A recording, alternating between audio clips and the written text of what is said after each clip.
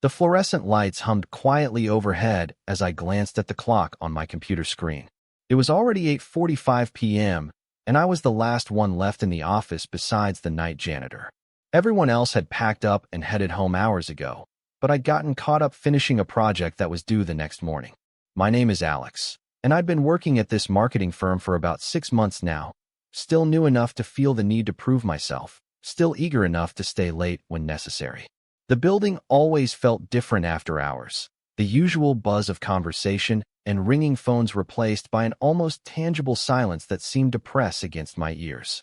I'd seen the janitor around before, of course.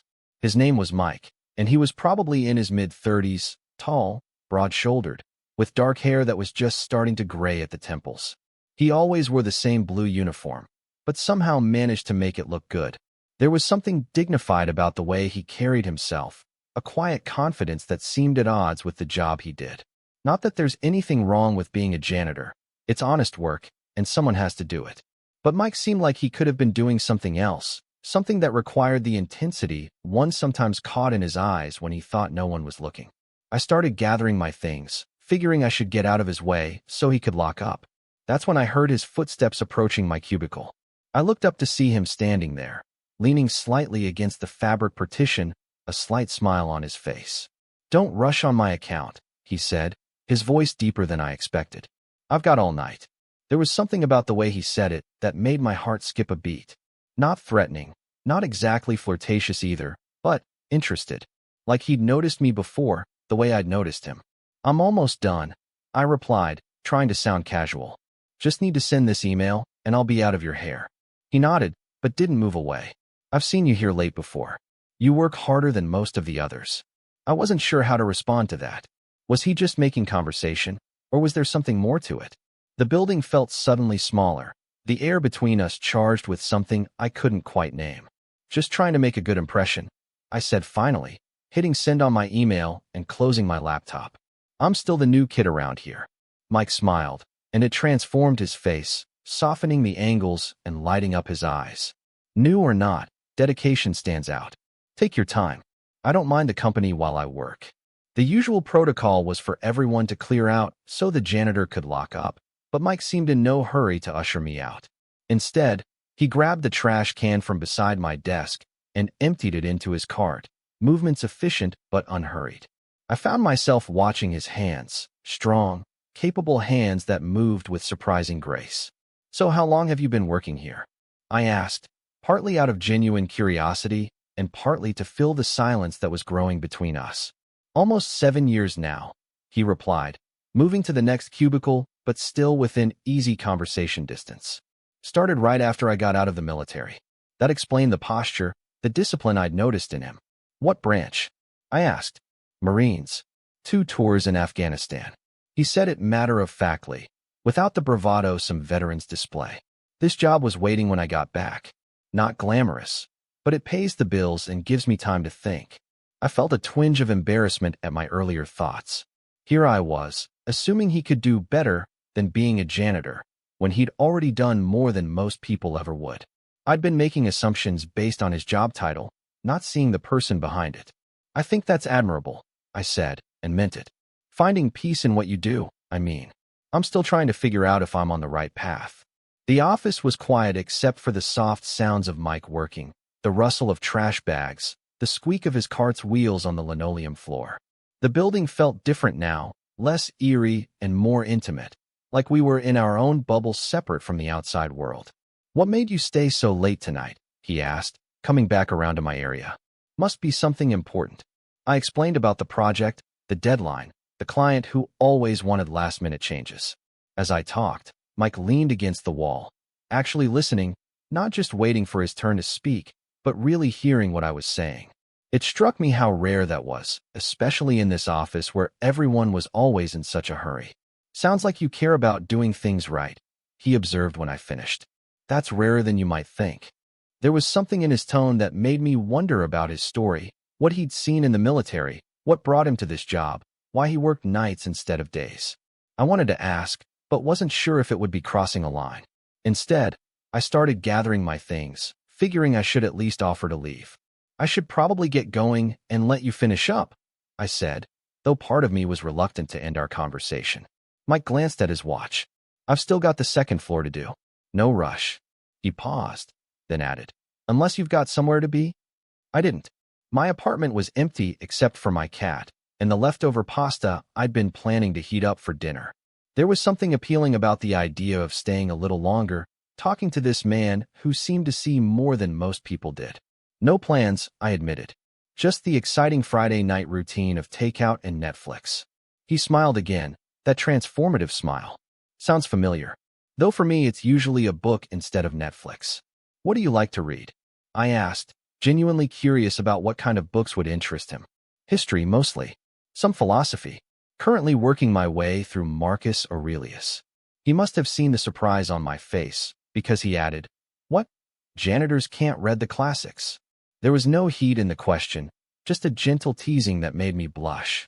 No, I don't know many people who read Marcus Aurelius for fun.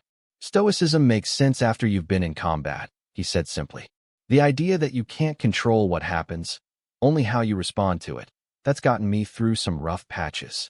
The conversation was taking a deeper turn than I'd expected, and I found myself wanting to know more. Mike seemed to sense this, because he gestured toward the break room. I was about to take a short break before tackling the second floor. Care to join me for a coffee? I hesitated only briefly before nodding. Sure, why not? The break room was dimly lit, just the light above the sink left on after hours. Mike flipped on another switch, bathing the room in a soft glow that felt almost cozy. He moved to the coffee machine with the familiarity of routine, pulling 2 mugs from the cabinet. How do you take yours? He asked. Just a little cream, no sugar. He nodded and set about making our coffees. I watched him, struck again by the economy of his movements, the way he seemed completely at ease in his own skin.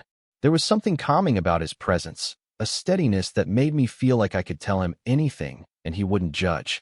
So, he said, handing me a mug and sitting down across from me at the small table.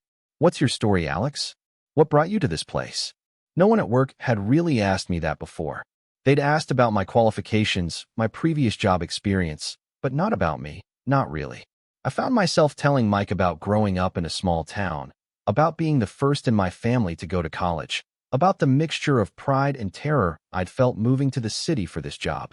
It's like I'm constantly waiting for someone to realize I don't belong here, I admitted, surprising myself with the confession. Like I'm playing a role, and eventually someone's going to call me out. Mike nodded, understanding in his eyes. Imposter syndrome. I felt that way when I first joined the Marines. All these guys from military families who seemed to know exactly what they were doing, and there I was, just trying not to screw up. How did you get past it? I asked. He considered the question, taking a sip of his coffee before answering. I realized everyone feels that way sometimes, even the ones who look like they've got it all figured out. And eventually, you prove to yourself that you can handle whatever comes your way. Not because you're perfect, but because you're resilient. His words resonated with something inside me, a truth I hadn't been able to articulate to myself. We fell into a comfortable silence, sipping our coffee and existing in the same space without the need to fill it with words. Through the windows, I could see the city lights twinkling against the darkening sky, a reminder of the world outside our temporary sanctuary. I should probably get back to work, Mike said eventually, though he made no move to stand. The second floor won't clean itself. I could help, I offered impulsively. It would go faster with 2 people. He looked surprised, then pleased. You don't have to do that. I know, but I want to. And I did, strangely enough. I wanted to spend more time with this unexpected connection, this person who seemed to see past the surface to something deeper. Mike considered me for a moment, then nodded. All right, but don't tell your coworkers. They might start expecting the same service. We laughed, and something shifted between us, a barrier lowering, a connection deepening. He showed me how to use the industrial vacuum, demonstrated the most efficient way to empty trash cans, taught me the proper technique for cleaning glass without leaving streaks. What could have been mundane tasks became almost meditative as we worked side by side, talking intermittently about everything and nothing. I learned that Mike had a degree in history that he'd earned through the GI Bill, that he wrote poetry in his spare time but never showed it to anyone, that he worked nights because he struggled with insomnia after his time overseas and figured he might as well get paid for being awake. He told me about growing up with 4 sisters, about the stray dog he'd adopted last year, about his dream of someday opening a small bookstore cafe. In turn, I told him things I rarely shared with others. My fear of never measuring up to my own expectations, my complicated relationship with my parents who didn't understand why I'd left our hometown, my secret ambition to write a novel someday. He listened without judgment, offering insights that suggested he'd thought deeply about similar questions himself. As we worked, the initial awkwardness of our different roles, employee and janitor, faded away, replaced by a simpler dynamic, two people connecting on a human level. By the time we finished the second floor, it was well past 11 p.m., but I didn't feel tired. If anything, I felt more awake, more present than I had in months. Just the executive offices left, Mike said as we pushed the cleaning cart toward the elevator. You really don't have to stay for this part. Are you trying to get rid of me? I asked, only half joking. He looked at me directly, his gaze steady and warm. Not at all. Just making sure you're not staying out of some misplaced obligation. I'm staying because I want to, I said firmly. Unless you'd rather finish alone? No, he said quietly. I'm enjoying the company. The executive floor was different from the rest of the building. Plush carpeting instead of linoleum, real wood doors instead of hollow ones. Artwork on the walls that probably cost more than my monthly rent. Mike moved through the space with the same quiet efficiency, but I noticed a subtle shift in his demeanor. You don't like it up here, do you? I observed as we cleaned the conference room. He glanced at me, surprised by my perception. Is it that obvious? Only because I've been watching you, I admitted, then blushed at how that sounded. I mean, I've noticed how you work, how you move in different spaces. Mike was silent for a moment, wiping down the massive conference table with careful strokes. It's not that I don't like it. It's more that this floor reminds me of the gap between worlds. The people who work up here and the people who clean up after them. We exist in the same building, but rarely in the same reality. I understood what he meant. The executives rarely interacted with the rest of us, let alone with the cleaning staff. They moved in different circles, operated with different assumptions about the world. Does that bother you? I asked. He considered the question seriously. Sometimes. Not because I want what they have, necessarily, but because I wish they could see beyond the uniform sometimes. See the person wearing it. He glanced at me with a half smile. The way you have tonight. The simple statement touched something deep inside me. Because he was right. I had seen past the label of janitor to the man himself. And what I'd found was someone thoughtful, intelligent, complex. Someone worth knowing. We finished the executive floor in companionable silence, the work going quickly with 2 pairs of hands. As Mike locked the supply closet and gathered his things, I realized our unexpected evening together was coming to an end and felt a surprising reluctance to let it go. I guess that's it, Mike said, checking his watch. It was almost midnight. Time to lock up. We rode the elevator down to the lobby together, the small space making me acutely aware of his presence beside me. Outside, the night air was cool and fresh after the recycled air of the office. The street was quiet, just the occasional car passing by. Which way are you headed? Mike asked, locking the building's main door behind us. I pointed east. I'm about 15 minutes that way. I'm west, he said, a note of regret in his voice. But I could walk you home, if you'd like. It's late. I considered the offer. It wasn't that I felt unsafe. This part of the city was generally quiet at night, but I wasn't ready for our conversation to end. I'd like that, I said simply. We walked side by side through the nighttime streets, our pace unhurried. Mike had changed out of his uniform into jeans and a simple button-down shirt that suited him better than the institutional blue ever could. In these clothes, away from the context of the office, he looked different. Just a man walking beside me, not the janitor at all. Can I ask you something? I said as we waited for a traffic light to change. Anything. Why did you stay tonight? With me, I mean. You could have just asked me to leave so you could lock up. The light changed, and we crossed the street before he answered. Because you looked at me like I was a person, not a function. Do you know how rare that is in my line of work? People look through janitors, like we're part of the furniture. But you've always said hello, always made eye contact. I noticed that. I felt a mix of pleasure and sadness at his words. Pleasure that he'd noticed me noticing him. Sadness that such a simple courtesy was rare enough to stand out. Plus, he added with a slight smile, you're interesting to talk to. That's even rarer. We reached my apartment building too quickly, and I found myself lingering at the entrance, reluctant to end the evening. "Thank you for walking me home," I said, "and for everything else. Tonight was unexpected, but I'm glad it happened." Mike looked at me for a long moment, his expression thoughtful. "Me too. Very glad." There was a question in his eyes, one that mirrored the one in my heart. A question about whether this connection we'd found was just for tonight, or if it could be something more. I decided to be brave. Maybe we could continue our conversation sometime? Outside of work hours, I mean. His smile was slow and genuine, lighting up his eyes. "I'd like that very much." We exchanged phone numbers, the simple act feeling significant in a way it hadn't with others. As I watched him walk away down the street, I thought about how differently my evening had turned out than I'd expected.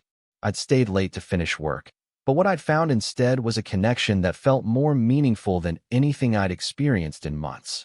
The straight janitor had found me after closing and hadn't hurried the lockup. Instead, he'd given me the gift of seeing him clearly and being seen in return. As I let myself into my apartment, I realized that sometimes the most profound connections happen when we least expect them, with people we might otherwise overlook. And I found myself looking forward, with a sense of quiet anticipation, to seeing where this unexpected connection might lead. Total _char_count, 18,112.